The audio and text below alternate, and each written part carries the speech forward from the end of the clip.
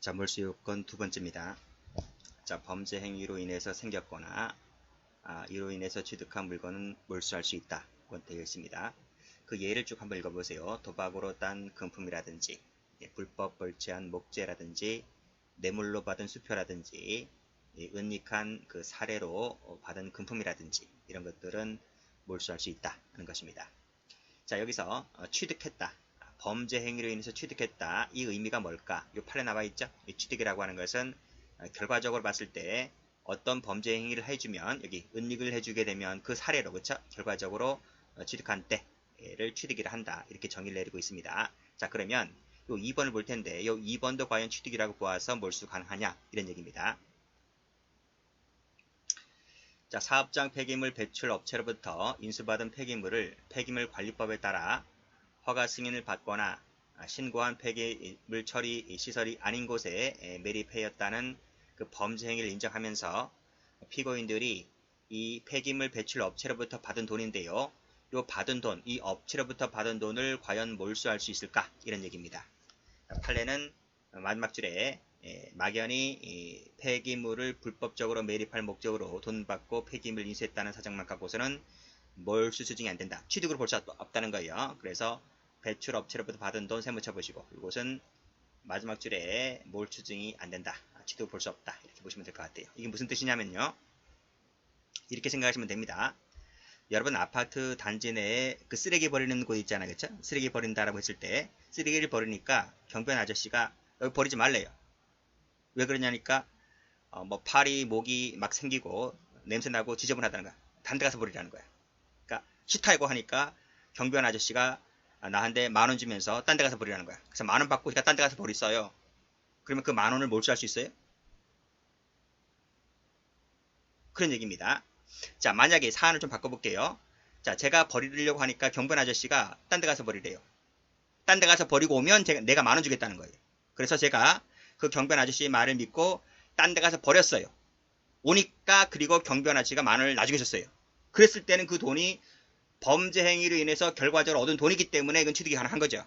그 10,000원은, 그치? 자, 사안을 잘 들으세요. 다시 말씀드릴게요. 제가 쓰레기를 갖다 버리려고 하니까 경비원 아저씨가 다른 데 갖다 버리래요. 어디 가서 버려야 되는데 하니까 그건 당신이 판단할 문제고 일단 버리래요. 그러면서 나한테 10,000원을 줬어요. 수고비로 10,000원을 줬어요. 고마우니까 제가 그 돈을 받고 어딘지 모르게 제가 뭐 예를 들면 뭐 휴가철 가거나 고향에 내려가거나 트렁크에 실어서 지방 시골 가서 거기서 버리고 왔다는 거예요. 그치?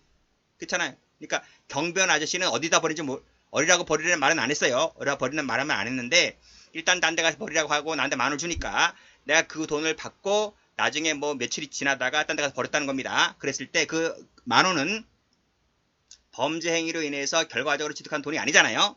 그래서 그 10,000원을 몰수할 수 없는 거예요. 자, 그렇지만 사안을 바꿔볼게요. 자, 가지고 가니까 경비원 아저씨가 딴 데 가서 버리래요.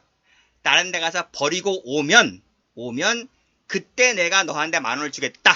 이렇게 말을 했습니다. 그래서 제가 아저씨 약속 지켜야 돼 라고 해서 제가 그 쓰레기를 다른 데 갖다 버리고 왔는데 아저씨 주세요 라고 하니까 그때 아저씨 준 거예요. 그때 그 돈은 여기 보시게 되면 여기 나와 있지.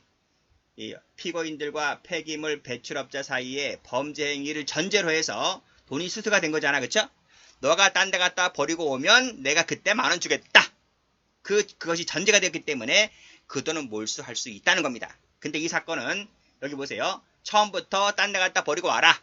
내가 주겠다. 이렇게 말한 부분이 아닙니다. 그렇기 때문에 이 돈은 몰수가 안 된다는 거예요. 이렇게 사안을 바꿔서 해석을 하시면 될 것 같아요. 자, 됐죠? 자, 그 다음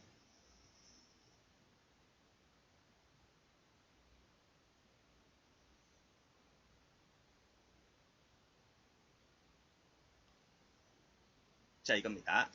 이것도 보시면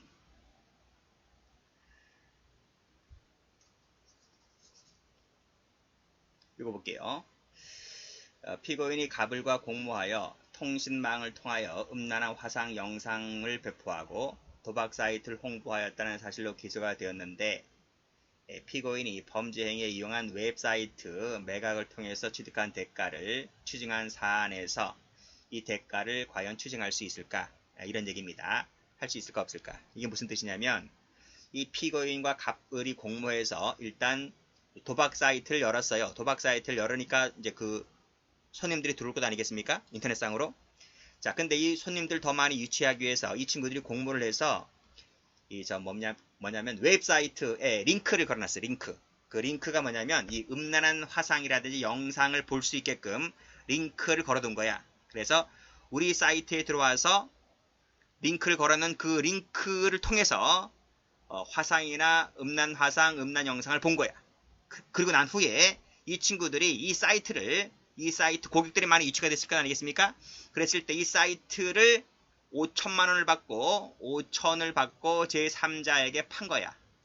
아시겠죠? 그랬을 때 이 5천만 원 수익금을 몰수할 수 있느냐 또는 추징할 수 있느냐라고 하는 것인데 이 사이트를 통해서 판 그 대가는 밑에 범죄 행위로 인하여 취득한 생하였거나 이로 인해 취득한 물건이 아니기 때문에 이 매각을 통해서 취득한 대가는 이호가 되지 않는다. 그렇죠? 검사는 공소장에다 이호라고 적시했습니다. 적시한 부분이기 때문에 판사는 그 부분에 대해서 판단해 준 거예요. 무슨 말인지 아시겠죠? 그래서 이 사이트 매각을 통해서 받은 돈은 범죄 행위로 인하여 취득한 물건이 아니기 때문에 이호로 볼 수가 없다. 그래서 이호에 해당되지 않으므로 추징을 할 수가 없다. 이렇게 보았던 사건입니다. 됐고. 근데 가만히 보면 이런 여지도 있어요. 가만히 읽어보면 여기 위 웹사이트는 범죄 행위에 제공된 무형의 재산에 해당하면 범죄 행위에 제공되었기 때문에 1호로 볼 수가 있는데 검사는 1호로 기소를 하지 않았습니다. 2호로 기소했지. 어쨌든 우리는 그 부분만 공부해두면 되니까요. 그래서 이거는 2호가 아니기 때문에 1호가 될 여지도 있긴 하지만 어쨌든 판례는 2호만 물어봤습니다. 2호. 그래서 2호가 되지 않아서 죄가 되지 않는다. 추징 대상이 되지 않는다. 이렇게만 정리하시면 될 것 같아요. 굳이 1호를 물어보진 않을 겁니다. 시험에서는요. 됐고 그 다음에 이 판례 한번 볼게요. 이 판례도 기출되었는데 이게 무슨 판례냐면 자 여기 A가 있고 B가 있어요. 이 A는 B에게 필로폰을 공급책이야.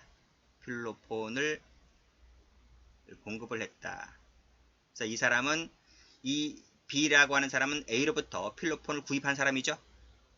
구입을 해서 자기가 투약할 것이 아니고 C라고 하는 일반인 구매자죠. 구매자에게 돈을 받고 파는 거야. 이렇게. 필로폰을 판매하는 자야. 판매책. 이 사람은 정범이야. 정범. 그거를 알면서 A는 이 판매책인 B에게 필로폰을 공급했기 때문에 이 사람은 필로폰 판매 행위 방조라고 볼 수 있겠죠? 방조라고 볼 수 있습니다. 방조범인 거야. 그래서 필로폰을 공급했는데 가격이 1g당 이건 적지 마시고요. 18만원. 18만원 받고 팔았네요. 18만원 받고 판 거야. 이게 1g이 키로 쓰면 엄청나죠? 그렇죠? 그래서 A가 B에게 1g당 18만원을 받고 필로폰을 판 거야. 그래서 B라고 하는 사람은 필로폰을 대량으로 구입하고 뭐 인터넷상이라든지 핸드폰 앱을 깔아서 그치? 그 통을 통해서 일반인들에게 필로폰을 판 겁니다. 그래서 이 사람은 C라는 일반인들은 B에게 대금 5억 일반인이 한두 명이 아닙니다. 수십 명, 수백 명으로부터 얼마씩 개수로 뭐 수십 개, 수백 개씩 팔아서 얻은 수익금이 총액이 5억 정도 됐다고 칩시다. 3억 정도 됐는데 쉽게 얘기해서 5억 정도로 받았다고 한번 해볼게요. 5억 정도를 받고 이제 검거된 거예요. 검거되었을 때 이 B가 5억을 받았다고 했잖아요. 그치? 5억을 받았는데 이 친구가 5억이 다 있으면 좋은데 5억이 없어. 쓰고 일부는 소비를 했단 말입니다. 그래서 이 사람으로부터 추징한 금액이 뭐 몰수라든지 추징액이 3억밖에 안 됐어. 나머지 2억은 이 친구가 소비하고 없습니다. 자, 여기서 A라는 방조범은 이 이 B로부터 물건을 돈을 받고 팔았잖아요. 돈을 받고 판 금액이 얼마냐면 얼마로 할까? 5천만 원 해볼게요. 5천만 원. 5천만 원. 즉 A가 B에게 총 필로폰을 공급해서 받은 돈이 5천만 원입니다. 5천만 원. 5천만 원인가요? 그러면 봐봐요. 여기서 이 A로부터 얼마를 몰수 추징을 해야 될까? 이런 얘기예요. 자, 여기서 요 판매한 금액 있죠? 판매한 금액. 이 금액은 A, B가 공모한 게 아니야. 판매는 오로지 B가 판매를 했지.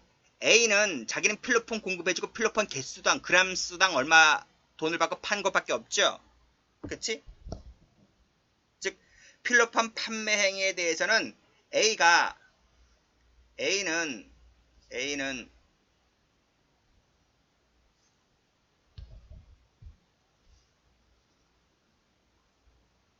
A는 첫 번째 필로폰 판매 행위에 대해서는 판매에는 관여를 하지 않았어요. 그치? 관여를 하지 않았다. 자기는 공급만 했을 뿐이다. 공급만 했고 그 공급한 부분에 대해서만 돈을 받았을 뿐이다 는 겁니다. 그리고 판매는 관여하지 않았기 때문에 판매 수익금에 대해서도 수익금은 뭐지? 분배한 적도 없죠. 관여를 안 했기 때문에 공모 관여를 안 했기 때문에 분배도 안 했어. 분배. 그 돈은 전부 다 B가 다 가진 거야. 그쵸? 따라서 A는 이 판매한 금액에 대해서는 일절 관여도 안 했고 일절 분배금도 받은 적이 없기 때문에 A는 이 추징액 5억에 해당되는 추징액에 대해서 10원 한 장도 이 사람은 몰수추징 당할 일이 없는 거죠. 그쵸? 그래서 여기 보시게 되면 자, 정범이 자 봐요. 마약류 불법 거래 방지에 관한 특례법 제6조를 위반하여 마약류 등 수출입, 제조, 매매 행위를 업으로 하는 범죄 행위의 정범이 누구냐면 여기서는 B인 거예요. B의 범죄 행위로 얻은 수익금은 당연히 몰수추징 대상이 된다. 그렇죠? 즉 B가 이 필로폰을 팔아서 얻은 수익금은 전부 다 몰수추징이 된다는 겁니다. 그렇죠? 자, 그러나 위 범행을 용이하게 한 방조범 누굽니까? A지. 그쵸? 필로폰을 공급했잖아, 그치? 필로폰을 공급을 해서 정범인 B가 필로폰을 판매하도록 수월하게 한 사람이잖아요. 그래서 이 B는 정범의 위 범죄 행위로 인한 수익을 공동으로 취득했다고 평가할 수가 없다면, 그치? 공동으로 분배하지 않았잖아요. 나눠 갖지 않았잖아요. 그랬다면 이 방조범은 위 몰수추징 규정에 의해서 정범과 똑같이 추징할 수는 없는 것이다. 그쵸? 추징할 수 없고 오로지 이 방조범이 책임을 지는 부분은 내가 필로폰을 팔아서 받은 돈, 이 5천만 원밖에 안 되는 거죠? 그래서 이 방조범 A로부터는 그 방조 행위로 인해서 얻은 돈, 이게 얼마? 5천이야. 5천만 원에 한해서 몰수증할 수 있는 것이지 B가 3억을 냈고 2억을 못 추징당했잖아요. 2억이 지금 2억을 지금 추징해야 되는데 추징금을 B로부터 해야 되는 것인데 이 2억을 추징 못했다고 해서 2억을 A로부터는 할 수 없는 것이다. 이런 말입니다. 그래서 이 방조범으로부터는 오로지 5천만 원만 몰수하거나 추징할 수 있는 것이지 5천 더하기 플러스 2억 해서 2억 5천을 해서는 안 된다 라고 하는 것이 판례다. 판례. 하급심에서는 2억 5천을 했습니다. 2억 5천 했는데 대법원에서 깨졌어. 2억을 A한테 A로부터 몰수하거나 추징해서는 안 된다는 것이 판례고, 판례는 오로지 방조범으로부터는 그 방조행위로 얻은 돈 5천원에 한해서만 몰수하거나 추징할 수 있다는 것이 대법원 판례입니다. 이렇게 꼭 좀 정리를 해 두시면 돼요.